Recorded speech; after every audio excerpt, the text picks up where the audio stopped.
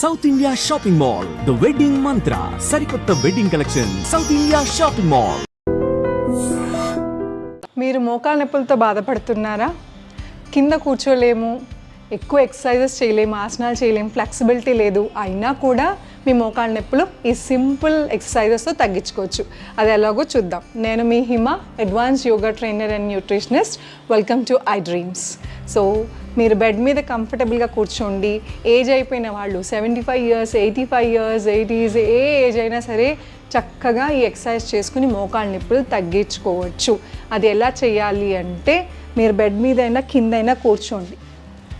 ఇలా కాళ్ళు చాపుకుని, మోకాళ్ళ నొప్పులు ఉన్న వాళ్ళకి ఇంత దగ్గరికి రాదు, సివియర్ నీ పెయిన్స్ ఉన్న వాళ్ళకి, బట్ స్పైన్ స్ట్రైట్ వెన్నపూస మాత్రం నిటారుగా ఉంచండి.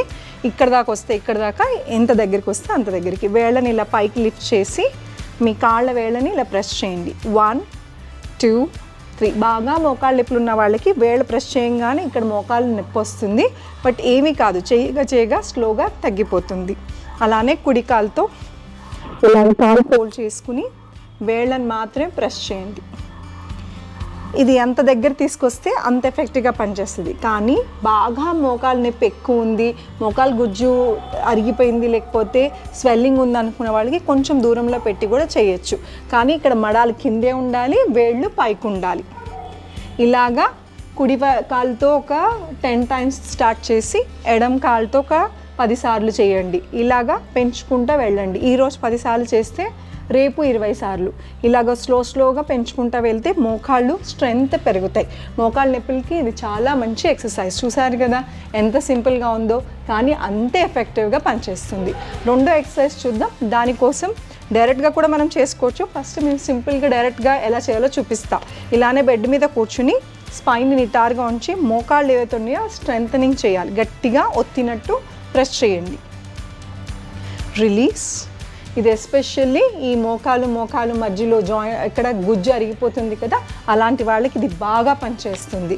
ఖచ్చితంగా రిలీఫ్ వస్తుంది. Tighten, release, tighten, release. Tighten గట్టిగా ఇలా బిగించినట్టు ఉండాలి. నొప్పి వస్తుంది బిగించినప్పుడు, ఎందుకంటే మీకు ఆల్రెడీ నొప్పి ఉంది కాబట్టి బిగించినప్పుడు కాసేపు నొప్పి వస్తుంది. కానీ తట్టుకొని చేయండి. ఇది మోకాళ్ళ సర్జరీస్ అయినా, యాక్సిడెంట్స్ అయినా, ఫిజియోథెరపీలో కూడా ఇవి ఎక్సర్సైజెస్ చేస్తారు. సో ఈ స్ట్రెంథనింగ్ వలన చాలా బాగా రిలీఫ్ వస్తుంది.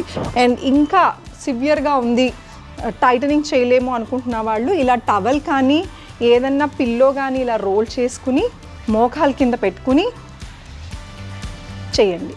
మోకాళ్ళు టైటన్, ఒక కాలు తర్వాత ఇంకో కాలు చేయొచ్చు.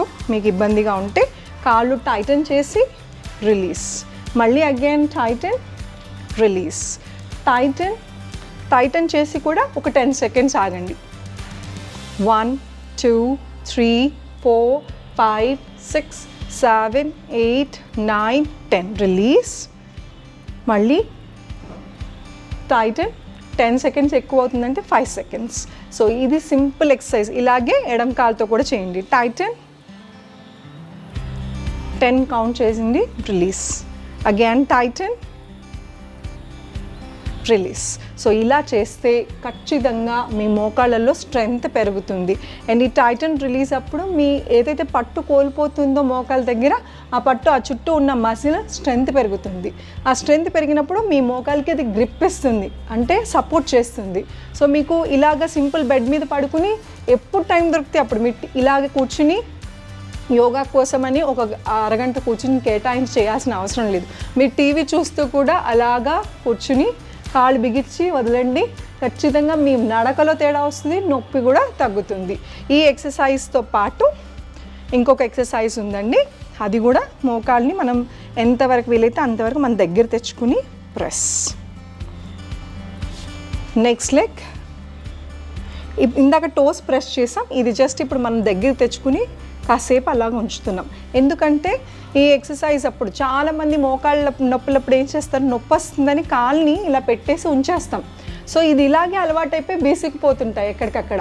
మళ్ళీ మనం కాలు మడవాలంటే కష్టం, నడవాలంటే కూడా కష్టం. అందుకనే నొప్పి వస్తుంది కదా అని మొత్తంగా ఇలా ఏకంగా రిలాక్స్ అవుతుంది కదా అని కాలు ఇలా స్ట్రైట్గా పెట్టకుండా మధ్యలో ఇలాగ దగ్గర తెచ్చుకుని వదలండి. మీరు ఇంత దగ్గర తెచ్చుకోలేకపోతే ఇక్కడ దాకైనా తెచ్చుకుని మళ్ళీ స్లోగా చేస్తూ ఉండాలి. చూసారు కదా ఈ సింపుల్ టెక్నిక్స్తో మోకాళ్ళ నొప్పులు ఎలా తగ్గించుకోవచ్చో. దీంతో పాటు మీరు మోకాళ్ళ నొప్పులు ఉన్నవాళ్ళు మంచి సబ్స్టిట్యూట్స్ అంటే కాల్షియం కానీ B12 డెఫిషియన్సీ కానీ ఇవన్నీ ఉంటే మందులు వేరండి, టాబ్లెట్స్ వేరు, సప్లిమెంట్స్ వేరు. రైట్ టైంకి సప్లిమెంటేషన్ మీకు దొరికితే కనుక మోకాళ్ళ నొప్పులు ఉండవు. సో ఈ సింపుల్ ఎక్సర్సైజ్తో పాటు స్వెల్లింగ్, మోకాళ్ళ దగ్గర కొంతమందికి స్వెల్ వస్తుంది. ఈ రెండు మోకాళ్ళ దగ్గర ఏదైతే ఈ బోన్స్ రప్చర్ అయిపోతాయో, మధ్యలో గుజ్జు అరిగిపోయి రప్చర్ అవుతుందో అక్కడ వాపు వస్తుంది. ఈ మోకాలంతా వాపు ఉంటుంది, నీరు పట్టేసినట్టు అనిపిస్తుంది. అలాంటి వాళ్ళు ఈ ఎక్సర్సైజ్ చేసే ముందే ఐస్ ప్యాక్ పెట్టండి. ఐస్ ప్యాక్ అని మీకు మెడికల్ షాప్స్లో దొరుకుతాయి, ఆన్లైన్లో ఉంటాయి. లేదు అంటే మన ఇంట్లో ఫ్రీజర్లో ఉన్న ఐస్ క్యూబ్స్ ఒక చిన్న కర్చీఫ్లో కానీ దేంట్లోనే పెట్టుకుని ఇలాగ మోకాల మీద పెట్టండి. ఫస్ట్ ఆ స్వెల్ ఏదైతే ఉందో, ఉబ్బటం ఏదైతే ఉందో అది మొత్తం లాగేస్తుంది. అప్పుడు మీరు ఎక్సర్సైజ్ చేసుకుంటూ ఉండండి. అండ్ ఎక్సర్సైజ్ చేసిన తర్వాత కొంచెం పెయిన్ వస్తాం సహజం, బికాజ్ మీకు ఒకలాగా అలవాటు అయిపోయి ఉన్నాయి, కాళ్ళు అసలు మడవటమే మర్చిపోయారు. ఎక్సర్సైజ్ చేయంగానే అది కొంచెం మూమెంట్ జరిగి బ్లడ్ పంపింగ్ జరుగుతుంది, బట్ రప్చర్ కూడా అవుతుంది, నొప్పి కూడా వస్తుంది మూమెంట్ అలవాటు లేక సడన్గా ఇచ్చేసరికి. అప్పుడు మీరు హాట్ వాటర్ ప్యాక్ పెట్టండి. హాట్ ప్యాక్స్ అని బయట అది కూడా దొరుకుతాయి, లేదా వేడి నీళ్ళు కాపురం ఇంట్లో ఉంటుంది కదా, ఒక క్లాత్ దాంట్లో పెట్టి నీళ్ళల్లో ముంచి ఇలాగా కాపురం పెట్టడం వలన కూడా చాలా రిలీఫ్ వస్తుంది.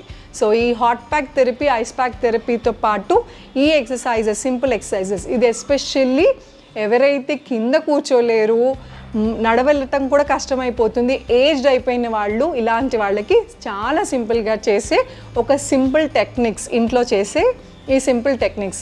ఐ హోప్ మీకు ఇది నచ్చింది అనుకుంటా. ఈ కాళ్ళ నొప్పులు ఈ ఎక్సర్సైజెస్తో మీరు తగ్గించుకోవాలని మేము కోరుకుంటూ, thank you so much. Me Hima.